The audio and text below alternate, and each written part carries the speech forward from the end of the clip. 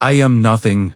You are nothing. We are all nothing. Before you click away thinking this is some nihilistic rant, stay with me, because what I'm about to tell you might be the most liberating thing you'll ever hear. Right now, as you're watching this, you probably believe you're something. You have a name, a body, thoughts racing through your mind, memories of yesterday, plans for tomorrow. You exist, right? You're real, substantial, important. But what if I told you that this entire sense of being, something, is the greatest illusion humans have ever fallen for? What if the deepest truth about your existence is that you are, fundamentally, nothing at all? I'm not talking about being worthless or insignificant.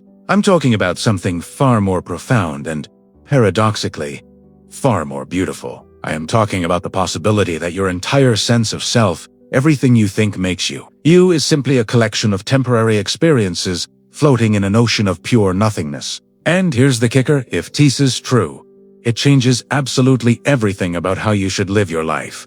Let's start with a simple question.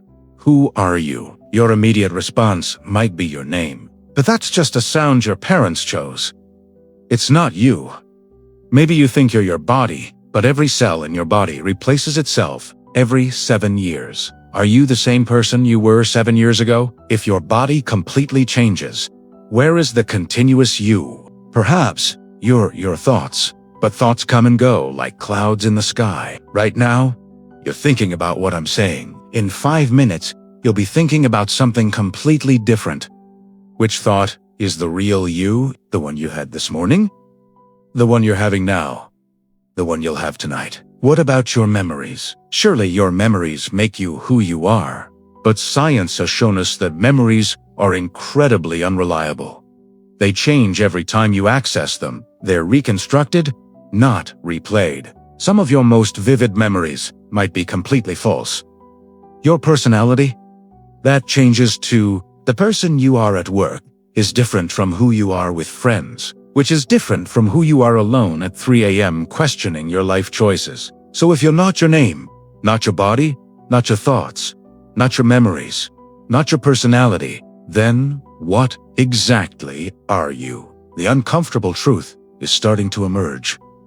Maybe you're not anything at all. This isn't a new idea. Over 2,500 years ago, the Buddha taught something called anatta, the doctrine of no self. According to this teaching, the self we think we are is nothing more than a convenient fiction.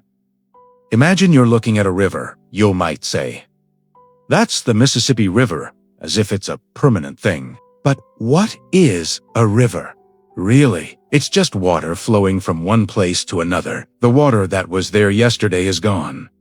The water that's there now will be gone tomorrow. The riverbank changes.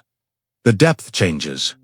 The speed changes. Where is the permanent, unchanging thing you call the Mississippi River? The Buddha said, we're like that river. We're not a fixed, permanent self moving through time. We're a flowing stream of experiences, thoughts, sensations, and perceptions. There's no one home inside your head controlling it all. There's just the flow itself. This might sound depressing, but here's where it gets interesting.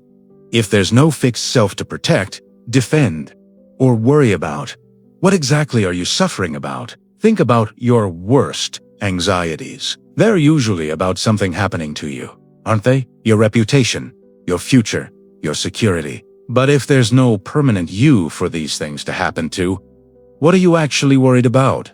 Now, you might think this is all just ancient philosophy, but modern neuroscience is catching up to what contemplatives have known for millennia. Neuroscientists have been looking for the self in the brain for decades.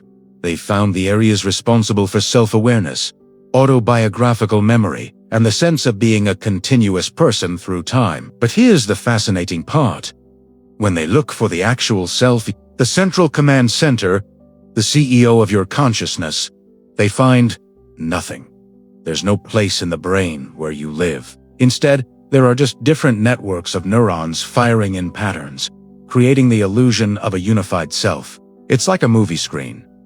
You see a cohesive story, but it's really just individual frames flashing quickly enough to create the appearance of continuous motion. Even more mind-bending. Quantum physics suggests that at the most fundamental level, matter itself might be mostly empty space. The atoms that make up your body are 99.99% empty space. You're not even as solid as you think you are. So from both ancient wisdom and cutting-edge science, we get the same message.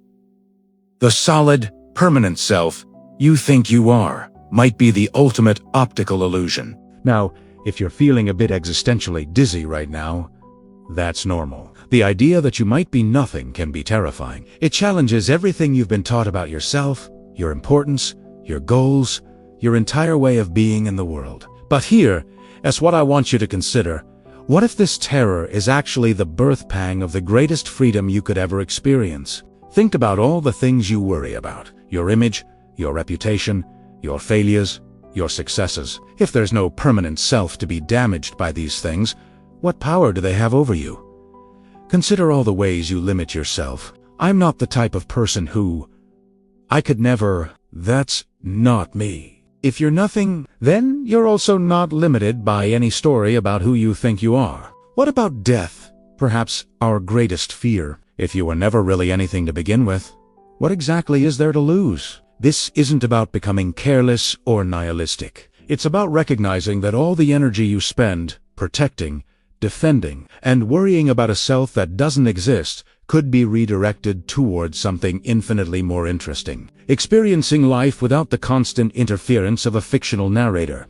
So, what does it mean to live as nothing? It doesn't mean becoming a passive blob. Paradoxically, when you stop trying to maintain the illusion of being someone, you become free to be anyone or no one at all. It means making decisions based on what the situation calls for, not what your self-image demands. It means responding to life freshly, moment by moment, instead of filtering everything through the story of who you think you are. It means experiencing emotions without becoming them. Anger arises. You don't need to identify as an angry person. Joy appears. You don't need to claim it as your happiness. Thoughts come and go. You don't need to believe they define you. Most importantly, it means recognizing that this nothingness isn't empty in a negative way. It's empty. The way space is empty, full of infinite potential, capable of holding anything, limiting nothing. You are the space in which all experience occurs. And space, my friend, is the most powerful nothing in the universe. So, here we are, at the end of our journey into nothingness.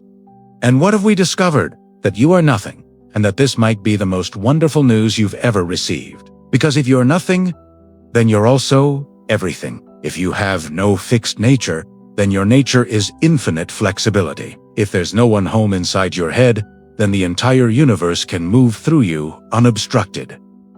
I am nothing. You are nothing. We are all nothing. And that, my friends, is everything.